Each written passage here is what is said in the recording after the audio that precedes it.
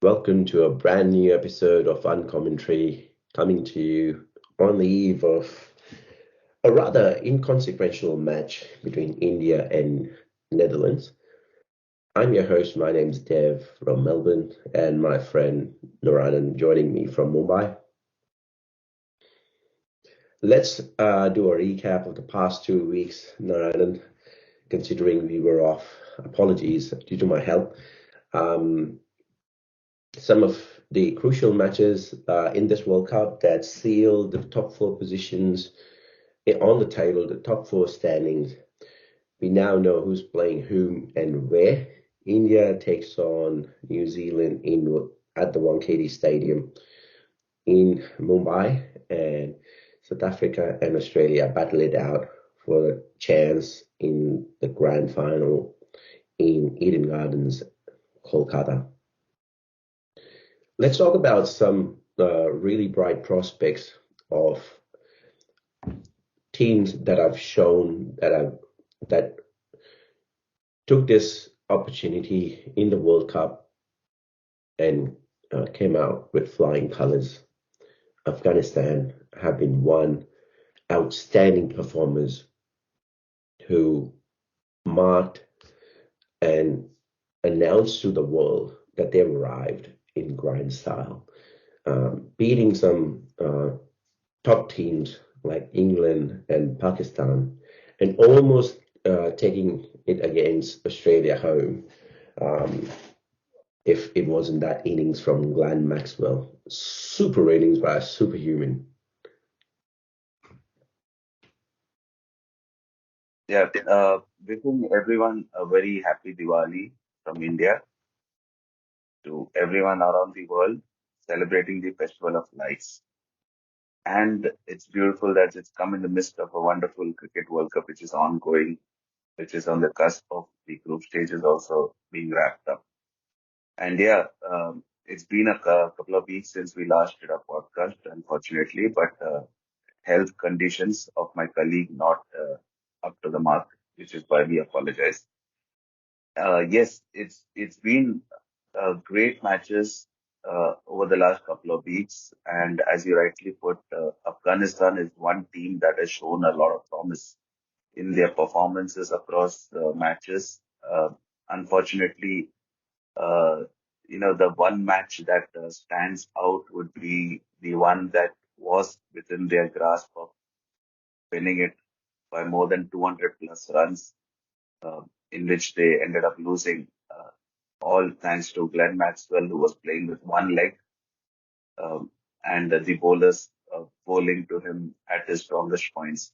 But taking nothing away, you mean you didn't expect Australia to pull off being 69 for 7, chasing about 290, 295.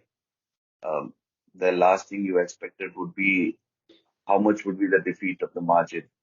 And the one target for Afghanistan at that point of time was as long as they win by 171 or more, their net run rate would be higher than Pakistan, which was very crucial because at that point in the tournament, Afghanistan, New Zealand, Australia, and Pakistan, all four teams are in contention for the semi-final spot.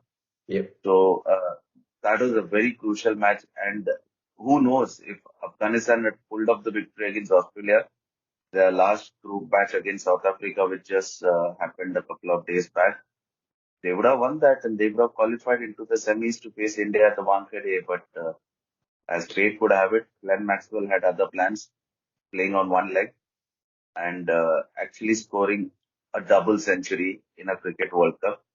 That's a first in itself. Also, it's the first time that a player has scored a double century chasing in an ODI match.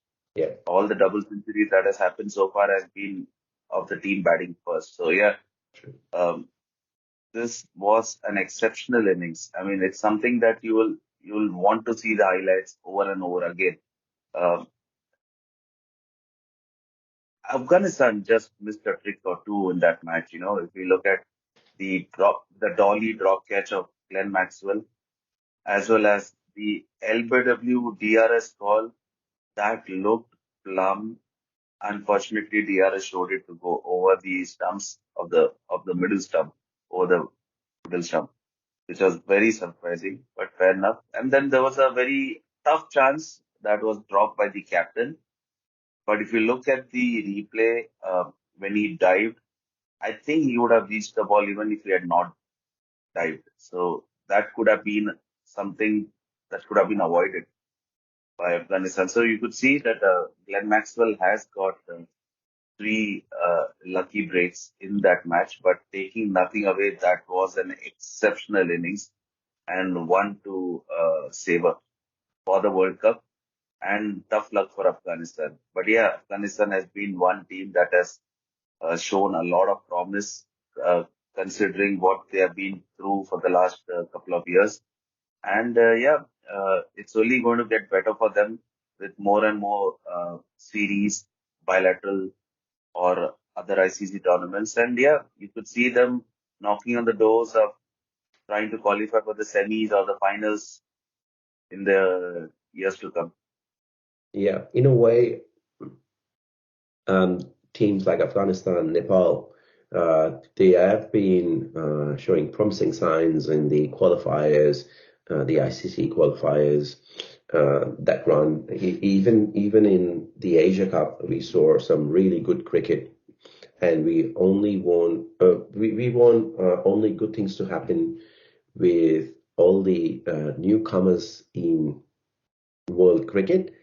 And while we mentioned Afghanistan and Nepal, also not taking away some brilliant cricket that has been on display in this World Cup, the top four Yeah. teams Yeah. playing really good cricket. India um, managed to win all their matches so far, and we can only imagine them beating Netherlands unless we have a surprise last match upset, which I don't rather see coming. But you never know. Netherlands have beaten South Africa, so we shouldn't take them lightly. But it'll be um, a good match to go into the semi-finals, have a victory, have that confidence, go into the semi-finals, knowing that you can do it one more time and one more time before the finals, one more time in the finals. Same with South Africa and New Zealand. They've shown that when it matters the most, their star players are there to take it home. Um, Ravindra Rachin Ravindra, yeah, I mean, has been the find of the tournament. And Australia, Glenn Maxwell, look at him, the way he carried the entire team on his lone shoulders, pretty much into the semi-finals. And New Zealand, Kane Williamson is back, and people are players are getting into form at the right time before the semi-finals. Yeah. And there has been some good standard performances. I would like to highlight one, which would be of the Dutch captain, Scott Edwards. Hmm. Uh, Good handy innings, batting as well as a good keeper. And his handling of the team, his fielding placements, his rotation of the bowlers, all has worked for him. And if you see one match, I think it was against Australia, if I'm not wrong. I can't recall that. I don't have that right in front of me, but yeah, he played an outstanding innings to propel his team to a respectable total and eventually to win the match. So, or maybe that is South Africa since they had defeated South Africa. So yeah, it could be that innings. Um, if you look at the way he paced that innings, they were struggling. He comes a bit where Jadeja generally comes, Hmm. about 6 or 7 down in the batting lineup for the Dutch, and uh, to come at that point of time and to pace the innings with the ball obviously being old and to find the boundaries and the sixes and to go and post a respectable total or to even chase down a total takes a good task. So that is one standout performer that I've seen of this World Cup. the overall Dutch team has been good. But yeah, barring that one upset over South Africa, which they very well deserved, all the other results have been competitive, but they have somewhere not been able to keep up the same intensity as much as what the promise shown by Afghanistan over the course of the entire tournament. So yeah, that could be a learning curve for the Dutch when you go into a lengthy tournament. How do you manage your players? You cannot keep the same playing 11 as well. Uh, Not as much as the other big teams who can afford to have a good, strong bench strength. So it's about managing your players and managing the workload eventually. And yeah, South Africa, obviously, they are the second best team of the tournament. Australia coming back into form with some good individual performances. Um, Pretty much, I think Australia's come into full gear and they are properly entering the knockouts where they know what is expected of them. So yeah, today's match, though inconsequential, but it will be a good learning experience for the Dutch to face the Indian bowling lineup as well as the Indian team, whether they wish to give a few of their uh, bench players a run in. It all depends. Because as much as it's inconsequential, one may not want to break the rhythm of the present team going into the knockouts. Um, Absolutely. and on the other hand, one would say, let's give a few of our players a run into the match. Um, and our knockout match, the semi-final, is against New Zealand at the Wankhede. So we have a bad memory of the knockouts against New Zealand in from 2019 World Cup. So that is going to be there in the back of my mind. But I believe the way our Indian team is playing right now, I don't think they fear anyone. They're just like, we are going to go and execute our plans as much as what is required. And let's see whether it comes out or not. Otherwise, we'll obviously have to go into plan B or plan C, depending on the situation that happens during the match. But I don't think they're bothered that much. So I may see a few changes for tomorrow. Uh, Maybe Siraj being given a rest, Shardul or Ashwin coming in, maybe Ishan, one other player who may get a chance tomorrow. But apart from these one or two changes, I don't see much tinkering in the squad more going into tomorrow's game. Yeah. Yeah. Um, in my opinion, I feel Rohit wouldn't want to change the winning combination, and especially before the semifinals, he wants to stop players to be game ready, match ready. Um, India is repeating their performance so far, in line with the 2015 World Cup, where we saw India entered the semifinals against Australia. Both the teams back then were unbeaten, and unfortunately, India was on the losing side, but Australia clinically went on Mhm. to win the World Cup. And on the other side, Australia, they are repeating their performance of 1999 World Cup, where they suffered a couple of losses at the beginning of the tournament, and then Steve Waugh said to his boys, "Mate, if you want to win this World Cup, we have to pick our games up." And then they went on to win all the rest of the matches. So Australia have peaked at the right time. They've been marching their forces, rotating their players pretty well. Travis Head came back into the side, smashed the opposition all around the park. Mitch Marsh scored a mad 177 yesterday against Bangladesh, and Steve Smith got into some runs as well. So they have their sides ready. South Africa on the other side, Quinton de Kock, the likes of Quinton de Kock and um, sorry, I just lost my uh, the players' names. Sorry, I'm really crazy bad at that. Who's that guy? Vanderdessen, and Ratty Van der Dussen. Vanderdessen, yeah, and Clark, yeah, Klassen. Yeah. So yeah, there you go. These are the Mark, what was that? even Markram, Oh, yeah, Aiden Markram. yeah. How can I forget him? See, you should have done your homework, Dev. But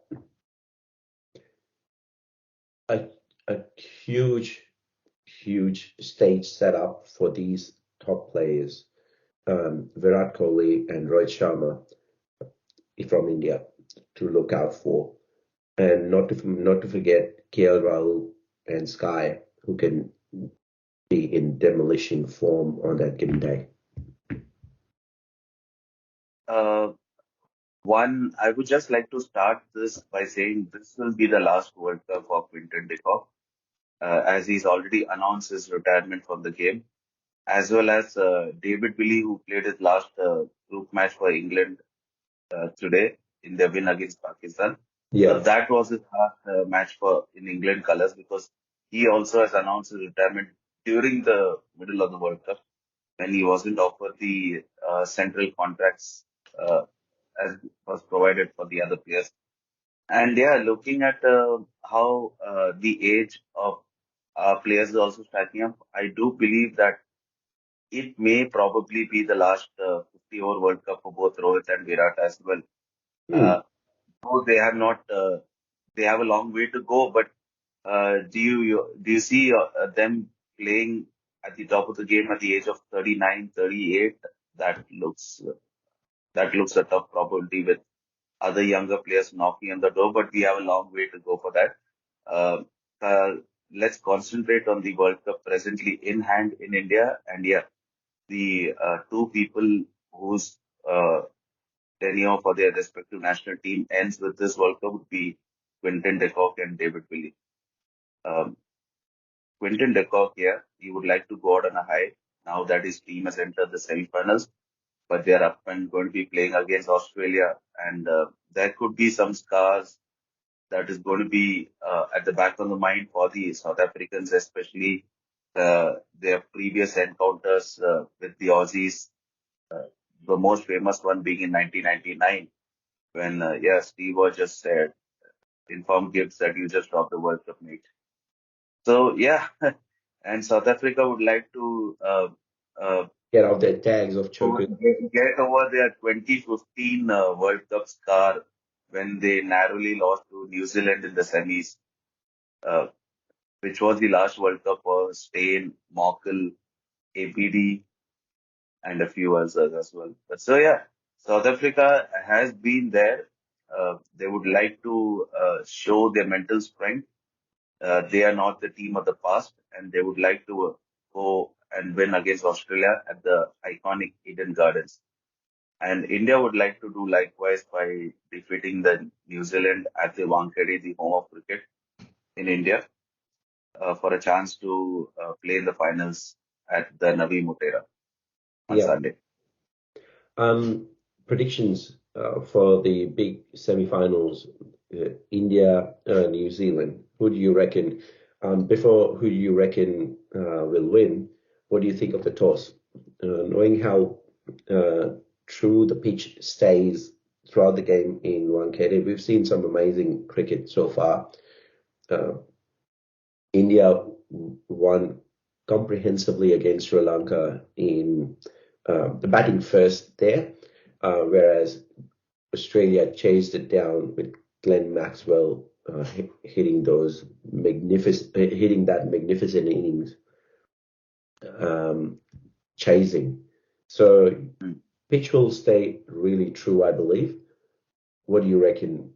Win the toss, bat first, score 350, and be comfortable, or bowl out New Zealand for less than 300 and then go out there, chase, and enter into the grand finals?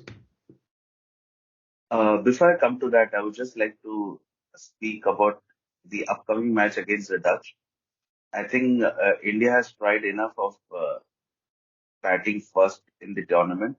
I think they will revert back to chasing, especially with the serious end of the tournament, which is almost around the corner. So I think they may bat second for tomorrow against the Dutch if they win the toss. And considering that the next match after that would be the semis against New Zealand, Um, I think India may decide to chase against New Zealand rather Mm, than batting first interesting. because uh, they do know that the Wankhede pitch is good for batting in the initial first half, but they also believe that the dew factor, which is a big thing across all Indian grounds, but also at Wankhede, I think the dew factor would be a major factor for the Indian bowlers, which they would like to avoid. So they may decide to chase against New Zealand. But yeah, only time will tell because otherwise, if they are so comfortable batting first and putting the Kiwis under pressure, but as far as I think the Indians may like to chase against the Kiwis, and Mm, they may revert back to that chasing pattern starting with tonight's game against the Dutch as well. interesting. Um, I, on the other hand, I feel against Netherlands, India will try and bat first and give a good batting practice for the batting lineup before the Hmm. finals, where you never know you would end up chasing. So you have your batters in form and in game and game ready. Lots to look out for, watch out for in terms of Yeah. the India game. South Africa, Australia. What you reckon? I'll be rooting for Australia, of course. Um, who do you think will be come out on the top? Whom will come out on the top? Only time will tell. But if you give an option to South Africa, they would generally they would go into bat first if they win the toss. Bat first, post a good total, which is what they've been doing this entire tournament. Uh, the average scores across first innings batting first is about 350, which is a phenomenally good total to have across 9 matches. So especially if you're batting first. On the contrary, would South Africa want to chase, and that too against Australia in a knockout match? And seeing their record across other teams, which they have ended up chasing, it's not been that great. Even though it's a relatively easy chase, you have seen that they have lost wickets. They have reached the target, but they have lost wickets. Would South Africa want to be in that position? I don't think so. I think they would love to be uh, winning the toss and put into bat first. But yeah, that toss is going to be a big factor because Australia would love to bat first and then put them under the pump in the second innings. So Yeah, the toss is going to be a big factor in at the Eden Gardens. yeah. We have a cracker of a lineup of games ahead of us. We hope everybody gets their money's worth. Happy Diwali, enjoy the festive season, and enjoy some great Indian sweets. And we will be back on the eve of the grand final to do a review of what the semi-finals have been and a sneak preview of the finals. Till then, have a good Diwali, enjoy the rest of your weekends. Bye. Compliments of the season. Bye bye.